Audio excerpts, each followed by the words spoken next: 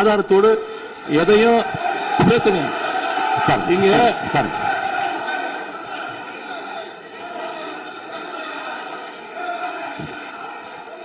அது மாதிரி பேரவைத் தலைவர் அவர்களே, நேற்று நான் பேசி முடிஞ்சோடனே நீங்க அவை முடிஞ்சிருச்சுன்னு சொல்லிட்டீங்க.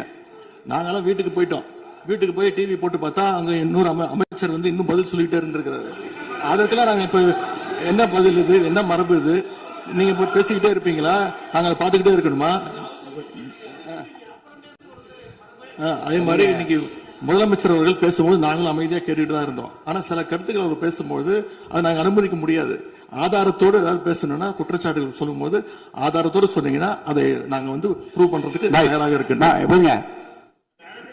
மாண்புமிகு உறுப்பினர் அவர்கள் இருங்க.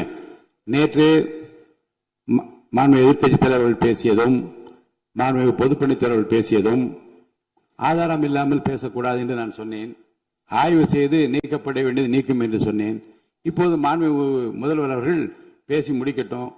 நீங்கள் கூறிய கருத்துப்படி அதில் ஆதாரங்கள் இல்லாத குறிப்பாக இருந்தால் அதை நீக்குவதற்குரிய உரிமை எனக்கு இருக்கிறது. ஆய்வு செய்து நான் நடவடிக்கை எடுப்பேன். இப்போது மாண்புமிகு முதலமைச்சர் அவர்கள் பேசலாம். இந்த டாஸ்மாக் மாதிரியே பல டிபார்ட்மெண்ட்லயும் மறுபடியும் சொல்றேன், கட்சி நிதின்ற பேர்ல அடிச்ச கொள்ளைய ஒன்னா கவர்மெண்டோட கஜானாக்குள்ளேயே கொண்டு சேர்த்துக்கிட்டே இருக்கிறாங்க. இப்பவும் சொல்றேன், மக்கள் பணத்துல இருந்து ஒரு பைசா கூட தொடமாட்டோம், தொடவும் விடமாட்டோம், தொட்டா விடமாட்டோம். இதுக்கு முன்னாடி தொட்டவங்களையும் விடமாட்டோம்.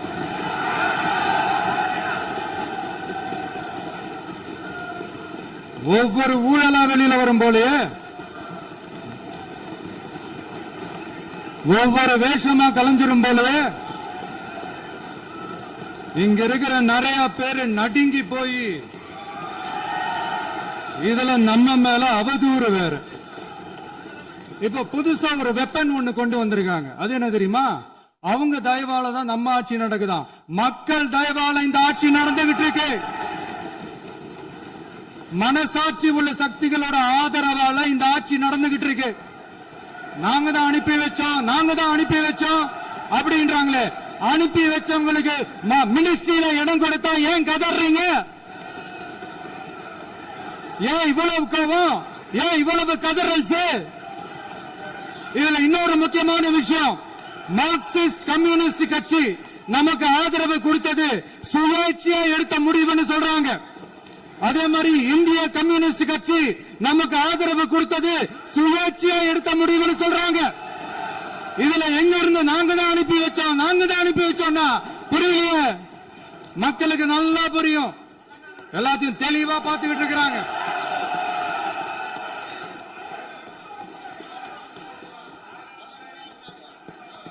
முதலமைச்சர் கண்டினியூ பண்ணலாம். முதலமைச்சர்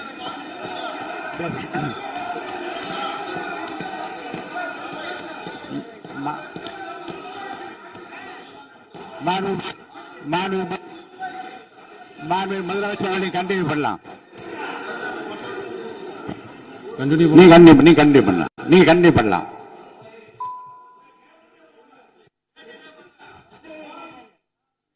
இந்த சமூக நீதி அரசுன்னு சொல்றவங்களை பார்த்து கேட்கிறேன், நம்ம பட்டியலின சகோதரர்களுக்கு எத்தனை அமைச்சர் பதவி கொடுத்தீங்கன்னு கொஞ்சம் சொல்ல முடியுமா? ஆனா நம்மளுடைய அரசுல 8 அமைச்சர் பதவிகள் யாருக்கு? நம்ம பட்டியலின சகோதரர்களுக்கு. எல்லாம் நம்ம அண்ணன், நம்ம தம்பி, நம்ம தங்கச்சிங்க. அண்ணல் அம்பேத்கர் அவர்களுடைய கிட்டத்தட்ட 100 ஆண்டு கால கனவு இப்ப நிறைவேறி இருக்கு. நான் ஏன் கொஞ்சம் சவுண்டா பேசுறேன் அப்படின்னா அவங்களுக்கு கேட்கணுன்றதுக்காக தப்பா எடுத்துக்காது. அதே மாதிரி பெண்களோட பாதுகாவலர் நாங்க தான் அப்படின்னு சொல்லிக்கிறவங்களை கேட்கிறேன், எத்தனை பெண்களுக்கு அமைச்சர் பதவியில இடம் கொடுத்தீங்க கொஞ்சம் சொல்ல முடியுமா? எங்க அரசுல 4 சகோதரிகளுக்கு அமைச்சர் பதவி கொடுத்திருக்கிறோம்.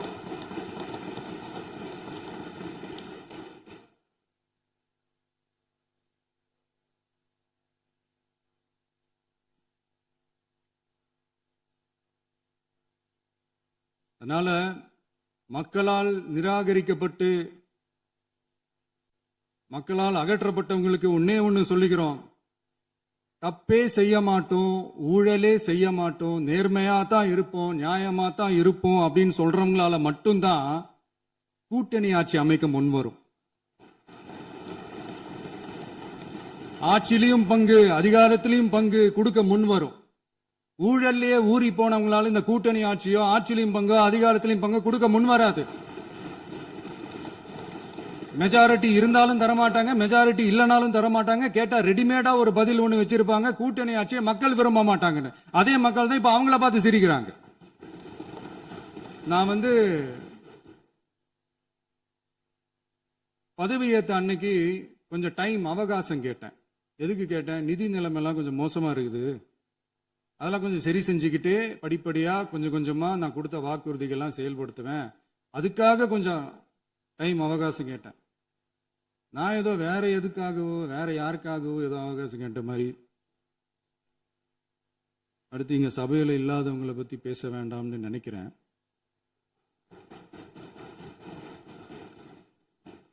இங்க நம்மளை பத்தி அவதூறு பரப்புறதோட மட்டும் இல்லாம இப்ப நம்ம மக்கள் மேலேயும் அவதூறு பரப்ப ஆரம்பிச்சிட்டாங்க.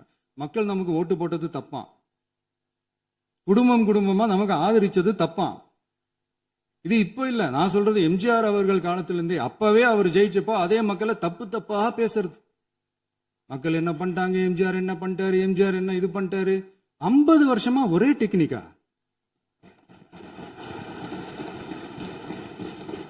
டெக்னாலஜி எல்லாம் மாறி வேற எங்கேயோ போயிட்டு இருக்கு பஸ். இதுல கொஞ்சம் டெக்னிக்காச்சும் கொஞ்சம் மாத்தினா கொஞ்சம் நல்லா இருக்கும்.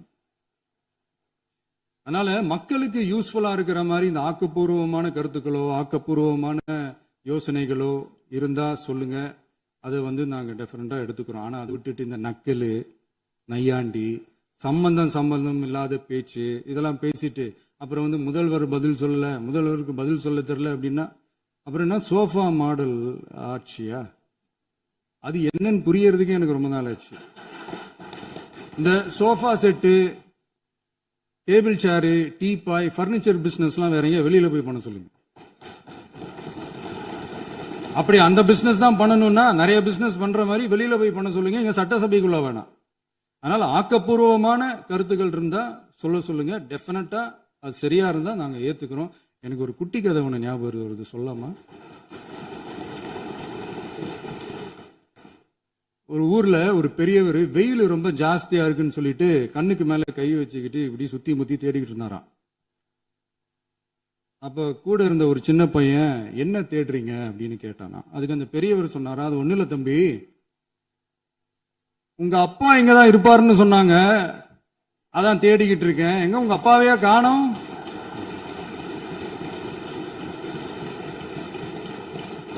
இல்ல அந்த எங்களுக்கும் நக்கலா நையாண்டியா சம்பந்தம் இல்லாத குட்டி கதை இதெல்லாம் எங்களுக்கும் பேச தெரியும். அந்த கதையில பெரியவர் அப்படி சொன்னாராம், தப்பா எடுத்துக்காதீங்க. அந்த கதையில பெரியவர் அப்படி கேட்டாராம். அதனால யாரும் இங்க டென்ஷன் ஆக வேணாம். அதனால இன்னொரு இந்த என்னுடைய உரையை முடிக்கிறதுக்கு முன்னாடி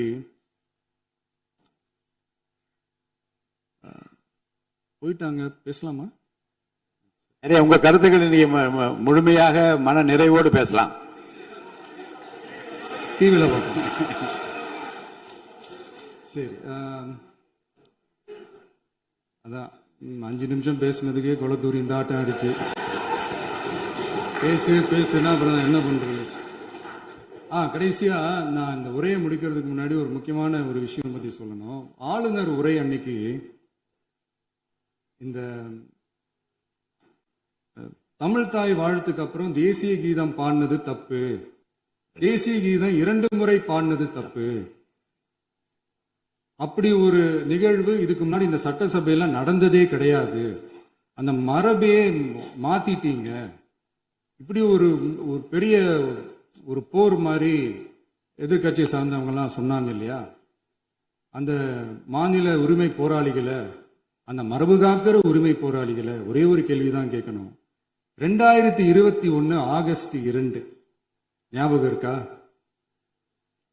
centenary celebration of Tamil Nadu legislature. அந்த ஃபங்க்ஷன்ல நம்ம முன்னாள் முதலமைச்சர் கருணாநிதி அவர்களோட கலைஞர் அவர்களுடைய கலைஞர் அவர்களுடைய புகைப்படத்தை மாண்புமிகு குடியரசுத் தலைவர் திறந்து வைக்கிற ஒரு ஃபங்க்ஷன். அந்த ஃபங்க்ஷன்ல national anthem followed by Tamil Thai Vazhthu அப்படின்னு அறிவிச்சது ஞாபகம் இருக்கா? அதாவது தேசிய கீதத்துக்கு அப்புறமா இரண்டாவது முறையா, நோட் திஸ் பாயிண்ட் மாண்புமிகு பேரவைத் தலைவர் அவர்களே, ப்ளீஸ் நோட் திஸ் பாயிண்ட். தேசிய கீதத்துக்கு அப்புறம் இரண்டாவது முறையாக தமிழ் தாய் வாழ்த்து பாடப்படும் அப்படின்னு சொன்னது ஞாபகம் இருக்கா? அதுவும் முத்தமிழ் அறிஞர் அப்படின்னு சொல்ற நம்ம கலைஞர் அவர்களுடைய அந்த புகைப்படம் வெளியிட்டு விழாவில் அவர் இருந்த இதே சபையில தமிழ இரண்டாவது இடத்துக்கு தள்ளினது யாருன்னு ஞாபகம் இருக்கா? அது மட்டும் இல்ல, அந்த தேசிய கீதத்தை நாட்டுப்பண் நேஷனல் ஆந்தம்னு சொல்லி அதே ஃபங்க்ஷன்ல கடைசியா ஃபங்க்ஷன் முடியும் போது செகண்ட் டைம் தேசிய கீதம் பாடினதும் ஞாபகம் இருக்கா? இதே அவையில் தான், அது அவை குறிப்பிலும் இருக்கிறது, இதே அவையில் தான் நடைபெற்றது. இந்த தக்க நேரத்தில் இந்த ஆதாரங்களை அளித்த மாண்பு முதல்வர் அவர்களுக்கு நன்றியை தெரிவித்துக் கொள்கிறேன். டவுட் இருந்தா இந்த புக்கை பார்த்து தெரிஞ்சுக்கலாம். அதனால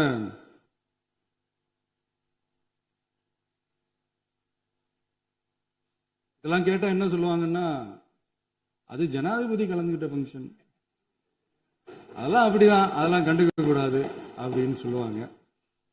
இதே மாதிரிதான் பேசுறது ஒண்ணு, செய்யறது ஒண்ணு, பேசுறது ஒண்ணு. இதெல்லாம் மக்கள் பார்த்துக்கிட்டு இருக்காங்க. எலெக்ஷனுக்கு முன்னாடி தான் அப்படி செஞ்சுக்கிட்டு இருந்தாங்க. இப்போ எலெக்ஷனுக்கு அப்புறம் அதே தான் செய்யறாங்க.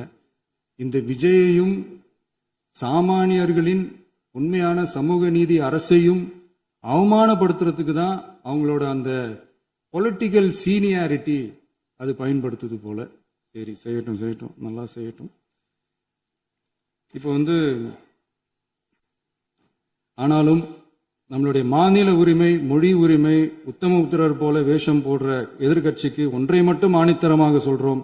உங்களை மாதிரி தமிழ்னு சொல்லிக்கிட்டு, மொழி, பண்பாடு, கலாச்சாரம்னு சொல்லிக்கிட்டு ரெட்டை வேஷம் போடுறவங்க நாங்க கிடையாது. உலகெங்கும் வாழும் என் தமிழ் சொந்தங்களுக்கு நம்முடைய உத்தரவாதம் தமிழ் தான் எங்க உயிர் நாடி அப்படின்றத மறக்க மாட்டோம். இப்பவும் சொல்றோம், மாநில உரிமையில எப்பவும் உறுதியா இருப்போம். அதே சமயத்துல அரசியல் வேற, ஒன்றிய மாநில அரசுகளுக்கு இடையே இருக்கிற நிர்வாக அணுகுமுறை வேற. இதுல நாங்க ரொம்ப தெளிவா இருக்கிறோம். அதனால எங்களுக்கு பாடம் எடுக்கிறதா நினைச்சுக்கிட்டு உங்க வேஷத்தை நீங்களே கொஞ்சம் கொஞ்சமா கலைச்சிக்கிட்டே வர்றீங்க, மறந்துடாதீங்க. அப்புறம் நேத்து எதிர்கட்சி தலைவர், மாண்புமிகு எதிர்கட்சி தலைவர் பேசும்போது நிறைய பேசினாங்க. அதுல ஒண்ணு மட்டும், அரசு சொல்றதா நினைச்சுக்கிட்டு நம்மளை இன்டைரக்டா ஈவில் அப்படின்ற அந்த வார்த்தையை யூஸ் பண்ணாங்க. எனக்கு ஒண்ணுதான் சொல்லணும்னு தோணுது. ஈவில்ஸ்னு டெவில்ஸ் பேசக்கூடாது.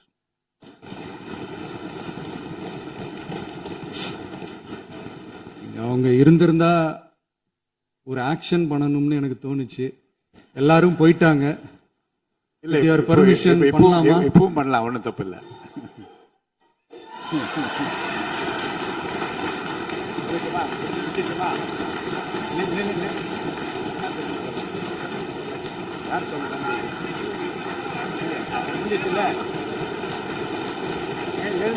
சொல்லட்டுமா?